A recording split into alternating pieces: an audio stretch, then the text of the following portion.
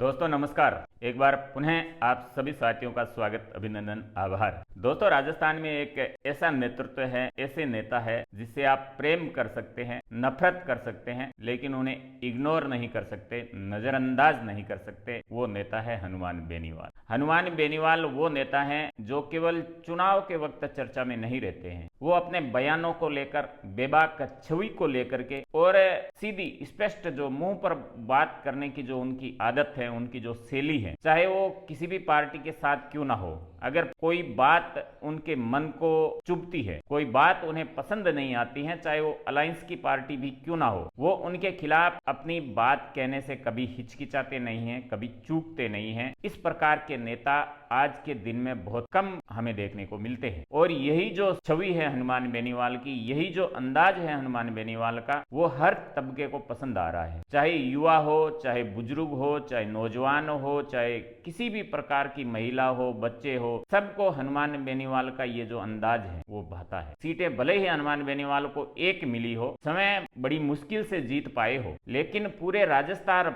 भर में हनुमान बेनीवाल की जो स्वीकार्यता है वो हम अच्छी तरह से महसूस कर पा रहे हैं। हनुमान बेनीवाल राजस्थान में किसी भी कोने में चाहे क्यों ना चले जाए, एक बड़ा हुजूम उनके साथ में हमेशा से रहता है। विशेष करके युवाओं की बात करें हम तो युवाओं की एक टोली हनुमान बेनीवाल को लेकर के हमेशा उत्साहित रहती है। हनुमान बेनीवाल अपने अंदाज के बादशाह है। वो औपचारिकता नहीं रखते हैं, जो भी कहना है खुले मन से कहेंगे, दिल खोल करके बात करेंगे। सरकार के तौर पर अगर कोई कार्य पसंद आ गया है हनुमान बेनीवाल को और हनुमान बेनीवाल को लगता है कि ये कार्य कहीं ना कहीं अच्छा हुआ है, तो हनुमान बेनीवाल प्रशंसा करने में भी नहीं चूकते हैं और अपनी ही पार्टी, अपने ही अलायंस का अगर कोई कार्य हनुमान बेनीवाल को ना पसंद है तो वो उनकी आलोचना करने में कभी भी हिचकिचाते नहीं है। हनुमान बेनीवाल जब भी मीडिया के सामने आते हैं, वो अपनी काबिलियत और उन्होंने राजस्थान में राजनीतिक तौर पर क्या किया है, कौन सा बड़ा परिवर्तन लेकर के आए हैं, अपनी पार्टी की सफलता, अपनी पार्टी की राजस्थान में अहमियत क्या है अगले आने वाले दिनों में, उनका बखान करने से हनुमान बेनीवाल कभी नहीं चूकते हैं। भले ही विरोधी उन्हें ये कहते हैं कि हनुमान बेनीवाल स्वयं की तारीफ स्वयं कर लेते हैं, लेकिन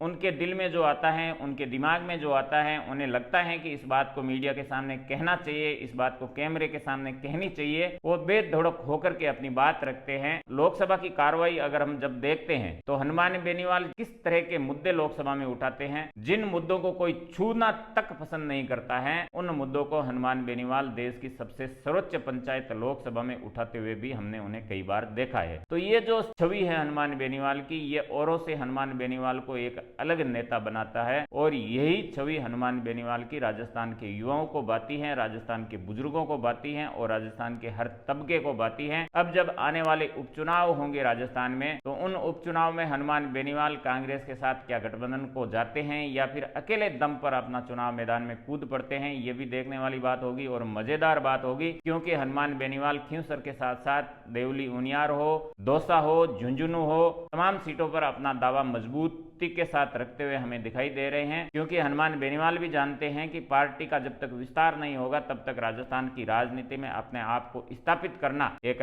बड़ा काम होगा। तो हनुमान बेनीवाल भी चाहते हैं कि उनकी पार्टी राजस्थान के अन्य कोनों में फैले, खींवसर से बाहर निकले, मारवाड़ से बाहर निकले और पूरे राजस्थान भर की आवाज हनुमान बेनीवाल बनना चाहते हैं। और इस प्रयास में हनुमान बेनीवाल हमेशा रहते हैं कि कहीं का भी मुद्दा हो राजस्थान का, ऐसे नहीं है कि हनुमान बेनीवाल अगर नागौर से सांसद है तो नागौर से जुड़े हुए मुद्दे भी हनुमान बेनीवाल संसद में उठाए, क्योंकि नागौर के सांसद से पहले हनुमान बेनीवाल एक पार्टी के प्रमुख भी हैं और पार्टी का प्रमुख होने का मतलब है कि वो पूरे उस स्टेट को लेकर के चलेंगे जिस स्टेट से वो पार्टी निकल करके आई है। तो हनुमान बेनीवाल का ये ना चाहते हुए भी दायित्व बन जाता है कि वो पूरे राजस्थान भर की बात करे, पूरे राजस्थान भर के मुद्दों को लेकर के हनुमान बेनीवाल संसद में अपनी बात रखे, आवाज उठाए और इन सब बातों को ध्यान में रख करके हनुमान बेनीवाल पूरे राजस्थान भर के मुद्दों को अहमियत देते हैं, पूरे राजस्थान भर के मुद्दों को लोकसभा में उठाते हैं। क्योंकि एक पार्टी का विस्तार जो हनुमान बेनीवाल को करना है, आने वाले चुनाव में हनुमान बेनीवाल नहीं चाहेंगे कि जिस प्रकार का प्रदर्शन 2023 के विधानसभा चुनाव में पार्टी का रहा।